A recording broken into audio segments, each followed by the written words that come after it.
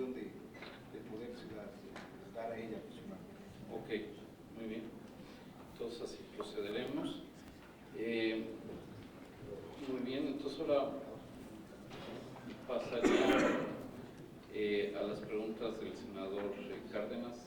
Muchas gracias por sus palabras y también para mí siempre ha sido un placer interactuar en diferentes ámbitos, siempre de manera muy constructiva. Bueno, sin duda un tema que usted mencionó es la reiterada mención del banco de la importancia del Estado de Derecho y Seguridad Jurídica. Sí es un tema fundamental, no es una simple apreciación del banco que se deriva, digamos, de nuestra propias reflexiones, sino que el banco periódicamente hacemos encuestas entre empresarios, analistas, etcétera, y preguntamos sobre cuáles son los efectos o cuáles son los fenómenos que impiden el sano desarrollo de la economía mexicana, cuáles son los factores que son inhibidores del crecimiento, y sin duda pues este es un factor reiterado y del cual obviamente pues es importante que se actúe en consecuencia. Dentro de mi propia presentación indiqué que uno de los factores que vienen rezagados en el crecimiento es el de la inversión, y eso obviamente pues, depende mucho de las apreciaciones sobre los temas que estamos comentando, y por lo mismo pues, sí va a ser muy importante para mantener un PIB potencial ascendente, que cuando menos esta inseguridad pues se vaya abatiendo de manera importante, ¿no? ¿Por qué nos tardamos tanto en ofrecer las coberturas? Bueno, porque al fin del día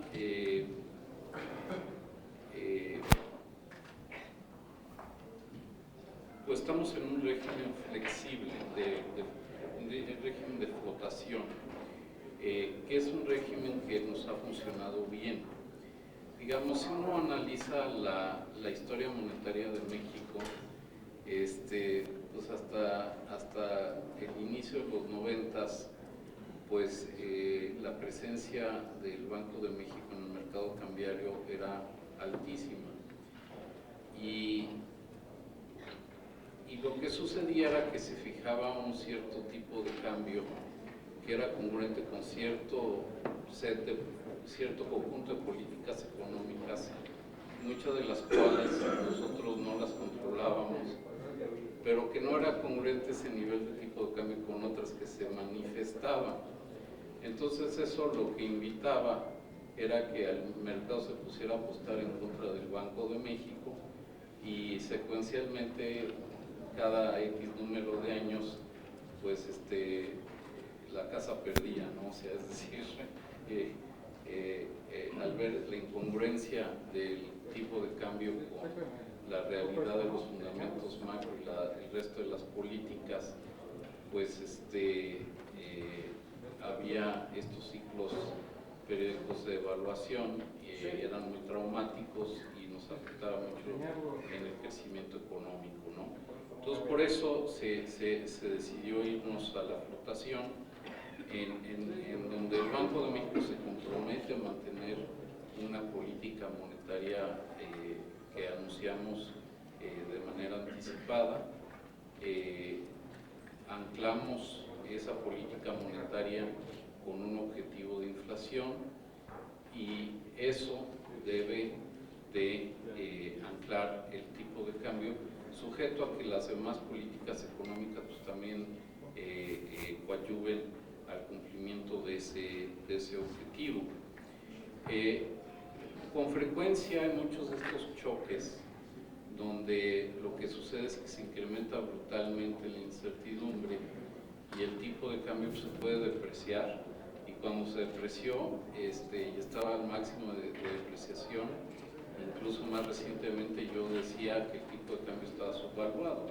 es decir, que no estaba alineado con los fundamentos de la economía mexicana. Sin embargo, bueno, pues en un momento dado, pues la percepción del mercado no era de que ese tipo de cambio estuviera subvaluado. Sin embargo, poco a poco, conforme se fue limpiando la incertidumbre, se dio la corrección cambiaria y el Banco de México no tuvo que desviarse de su política de intervención. Al fin del día, el mecanismo de coberturas es un mecanismo de intervención y tratábamos de mantener, por decir así, la integridad del régimen cambiario. Sin embargo, el grado de incertidumbre que se observó al inicio de este año sí fue bastante alto y por eso pues, caímos en la necesidad de hacerlo, ¿no? Como que aquí hay que encontrar por decir así, como se dice en inglés, el timing adecuado, porque también, por ejemplo, si uno saca un mecanismo de intervención, cuando las cosas están tranquilas, pues muchas veces el mercado se podrá preguntar, o la sociedad se podría preguntar, ¿qué estás viendo tú que yo no estoy viendo para que saques esto, ¿no? O sea, ¿por qué se están curando tanto en salud? Entonces, pues eso también es un inhibidor a que uno ande siendo muy creativos en términos de instrumentos, ¿no? Entonces yo creo que el timing fue el correcto, en el sentido de que el peso ya se estaba reponiendo, todavía había incertidumbre, había cuestionamientos sobre el uso y sobre todo las herramientas que tenía el Banco de México, y bueno, pensamos que era un momento adecuado en ampliar ese abanico de opciones, ¿no? Y el mercado lo tomó bien, porque sí había razones que justificaran esa acción en el contexto de la flotación. Entonces yo creo que la razón fue esa, de que ser muy anticipatorio en ampliar las gamas, pues también podrían generar cuestiones en sí mismas que no fueran conducentes a una mayor estabilización. Y creo que el timing ahora sí que fue el adecuado para que coadyuvara a la apreciación y a la estabilización del mercado cambiario. Ahora, también una pregunta que ha sido reiterada es el tema de, bueno, pues un poco este sentimiento de que nosotros dejamos que el tipo de cambio se depreciara para ayudar al gobierno con el remanente de operación. Decir que no hay nada más lejano a eso. Ciertamente el Banco de México no tiene incentivos a dejar que el tipo de cambio se vaya. ¿Por qué? Porque va en contra de nuestra meta de inflación, ¿no? De hecho, pues parte importante del aumento en las tasas que hemos decretado ha sido precisamente para reducir las presiones inflacionarias y estabilizar el tipo de cambio. Y hemos actuado secuencialmente para prevenir eso. Y por otro lado, como ya dije, el artículo 19 bis en su versión actual, pues también le quita incentivos al gobierno para que haya una depreciación.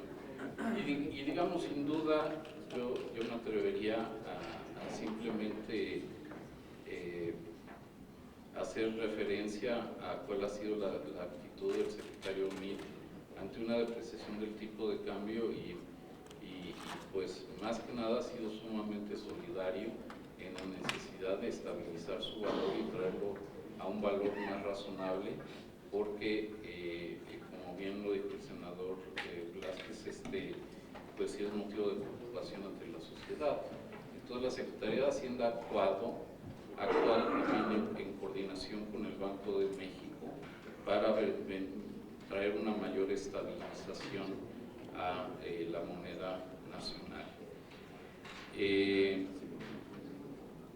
una pregunta que también hace mucho sentido que usted hace es este tema de que, bueno, sí tenemos un régimen de flotación, pero tenemos reservas muy altas, ¿no? Primero está el tema cómo nos hacemos de esas reservas y cómo nos hacemos de esas reservas. El tema fundamental es de que desde la ley del banco, lo que es la balanza de pagos del gobierno federal, incluyendo Pemex, se concilia en el Banco de México.